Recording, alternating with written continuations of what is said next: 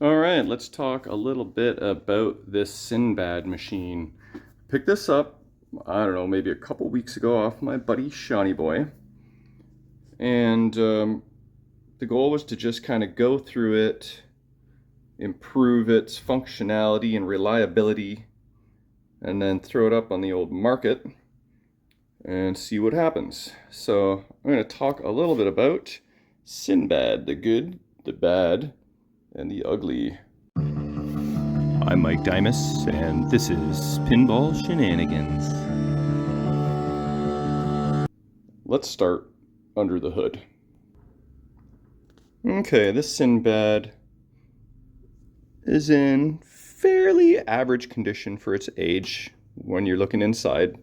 It's a little crusty and dusty and musty, but nothing I haven't seen before. So the first thing I did was check all the fuse values to make sure that they were all correct. And there was only one that was incorrect. It was, I believe this 5 amp slow blow fuse was supposed to be 5, but it was 7. Change that. All the fuses are good. Actually, the very first thing I did was to remove the isolation transformer.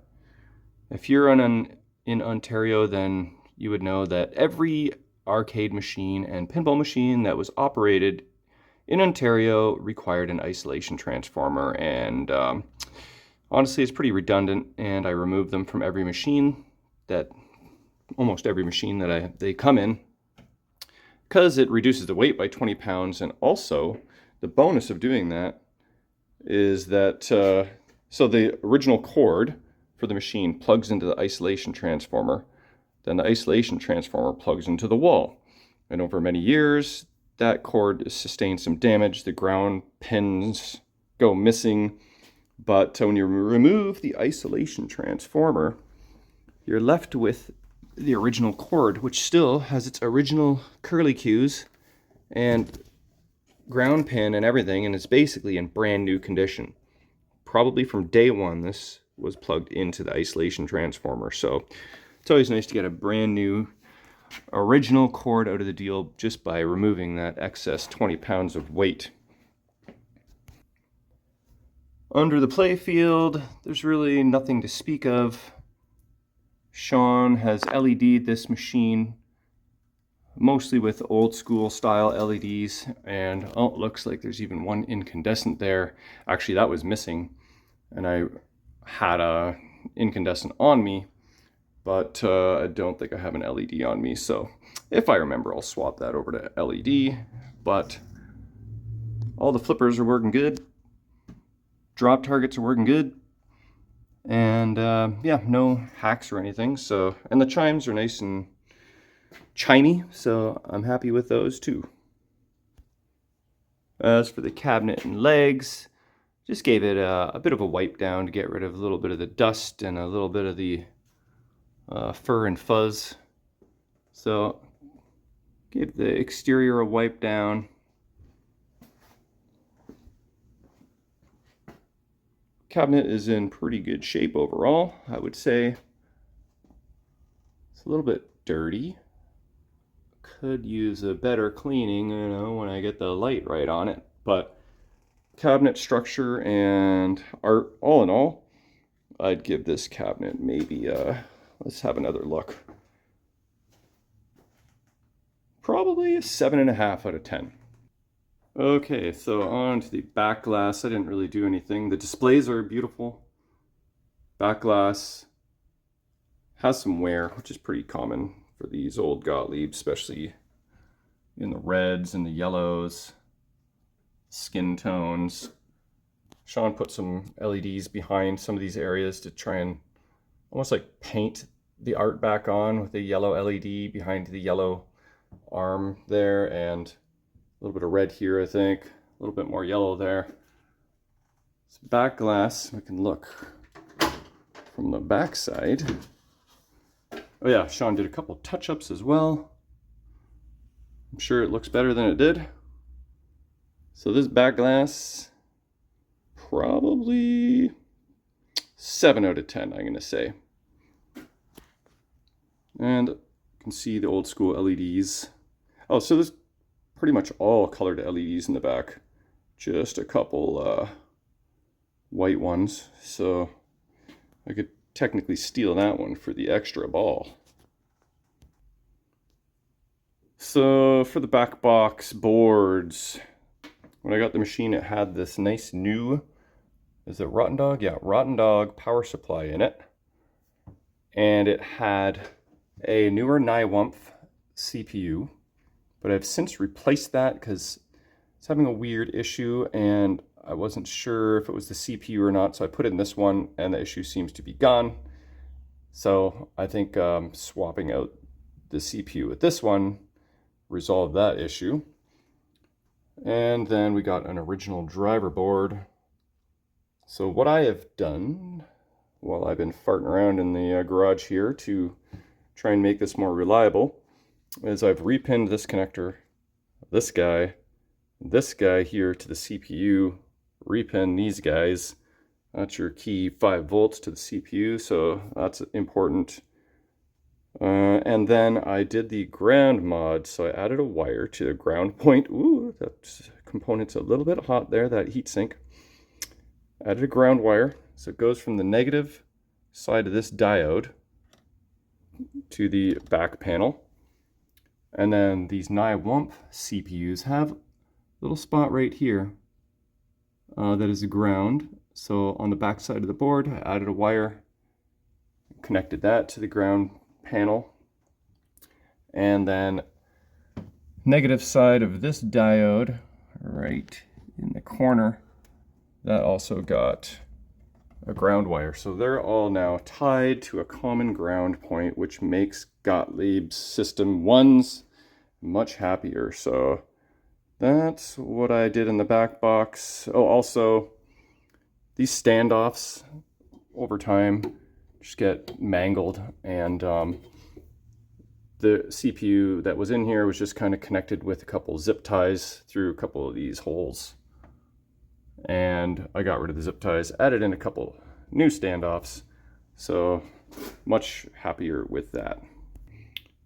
All right, so let's check out the play field. I found a couple apron cards in with the machine, but these corners have seen better days, so kind of need to get some new custom apron cards. That's an option, or some new original ones, or reprint some original style, or get a piece of tape on each corner here, and just as soon as you lift that machine, lift the playfield up to service, that's definitely going to fall out, but I just put them there for funsies.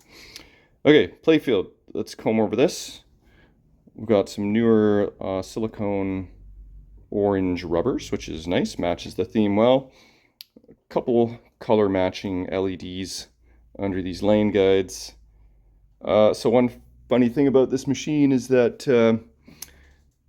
the plastic set is actually brand new, but the backing paper was never removed. So Sean mentioned this to me, and I thought he had said that he removed the backing paper. So either he removed the plastics and removed the top side film and then reinstalled it, or he just left it because it was basically fine as is.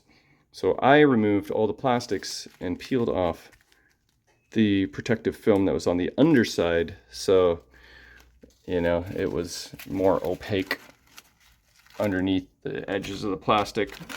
Now it's clear. But so that is one of the things that are good. New plastic set. A few bad things. This pop bumper is missing a lamp socket. Relatively simple enough to throw one back in there, but that's not on my to-do list. This post is missing. I have a post and I have a rubber, but I've seen copies of this machine where the ball, it comes down, bounces off that rubber, and goes right into the outlane. So I was thinking about installing that, and I decided against it because it feeds very nicely to the right flipper, so I'm leaving that as is. Drop targets. Let's pop those guys up. So they are all original Gottlieb targets, except originally this would have been white, and these two guys would have been yellow. This is the original color, purple, and then this is the original color of red. So there, that's max bonus and bonus collect. The chimes are very loud and obnoxious because the playfield glass is off and the coin door is open, obviously. Whew, that is loud. So, the spinner is a little bit worn and doesn't really spin very well, but that's kind of a Gottlieb thing with these plastic spinners. They kind of suck, but it's very negligible on this game. I never go for it, strategy-wise, so. And then the elephant in the room, the playfield condition. Check out this guy. Shiny boy is done. Couple touch-ups, some red eyes and some lips and some numbers, some important words, add bonus, and you know, a little bit of stuff here and there. But this playfield is definitely in some rough shape overall. So playfield wise, just talking strictly wood and inserts, I'm gonna call this like a 6 out of 10. And I don't know, I think that's kind of about it for the machine. That's, I think, everything I've done. It's given it a once over. I've played like, I don't know, 30 games or something. Switched the settings to 3 balls from 5 balls. The settings on these newer boards are much more better than the original. The way to access diagnostics and, well, let's go into one for fun. Let's see here. So start by hitting this button. That brings us into the menu, and I just keep hitting that. I can go into hardware, option, data. Let's go into option. Then, if you want to enter, you just hit the start button like this. And now, I've got whatever that is. Forgot what that means, but I'll just advance that by hitting the white button. Control, top, lotto, special, tilt. So you can change tilt settings for warnings. I think that means possibly 1 warning. And they all mean certain things. You just need to access the manual online to, there we go, done, to find out what everything means. And then I hit the coin door button on the front, again, the green button. That exits that. Hit the white button again on the coin door, hit the outside button, and there we go, out of the menu. So these NiWumpf CPUs have a very nice menu system compared to the original, which is complete crap. And I think that's about it. It's got the original lock and key for the head, which is nice. I've got a playfield glass and a lock bar somewhere, but not while I'm farting around with the machine. I think that is the tour. I don't think there's really much left for me to do on this. I think I'm pretty much done with this. I could maybe lube up that spinner a bit, but I don't know how much that's going to help. And yeah, so for fun, try a one-handed quick game. Strategy on this game is to basically hit the drop targets. If you do them in order, you're more likely to get more points, because if you hit this target down, I guess you kind of saw a demo. I didn't really explain it though. Hit this target down. Let's just do it. It lights your 2x. You hit these two, get your 3x bonus multiplier. You hit these 3, 4x bonus multiplier. So we're at 4 times 7. 28,000 already. Then you hit these guys. So completing all of the drop targets will max out your bonus, and it will also collect your bonus. So here you go.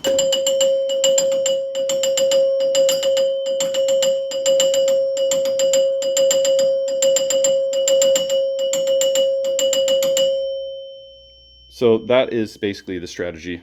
The rest of the stuff is kind of incidental. Hitting down that drop target lights this lane for 1,000 points.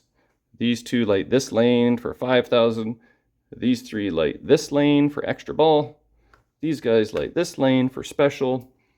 But scoring strategy wise, that's kind of negligible unless you're allowed to play extra balls in a tournament kind of format. Then you might want to go for that. Or if you're playing it in the arcade, of course, and you don't want to stick in another quarter or two. So let's try one-handed. Try and keep the camera steady. Oh, look at that extra ball. Hey, special. Oh, and there's the 5,000. And there is a straight down the middle. Okay, so there's the one incandescent bulb. Don't tell anybody. Let's see how I can do here. I'm going to bounce past that over. Go for a yellow target. Oh. This is a very good game to practice bounce passes and your drop catches. Oh, didn't quite grab enough of that ball. Okay, ball in play, number 2.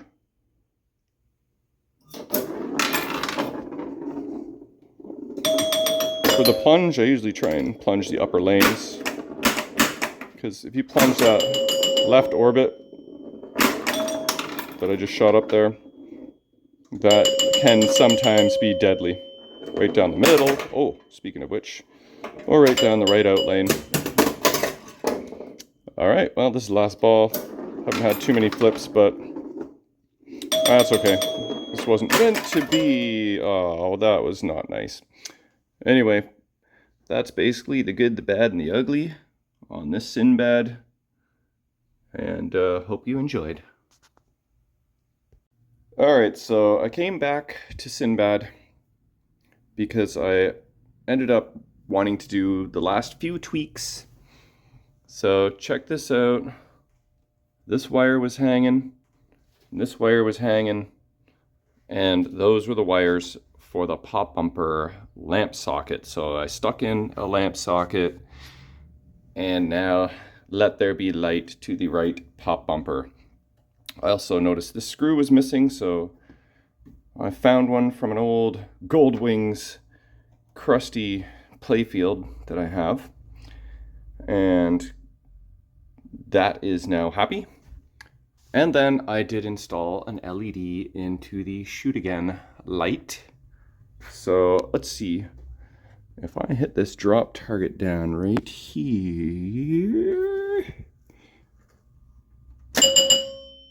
and then hold it, this is some bad footage right now.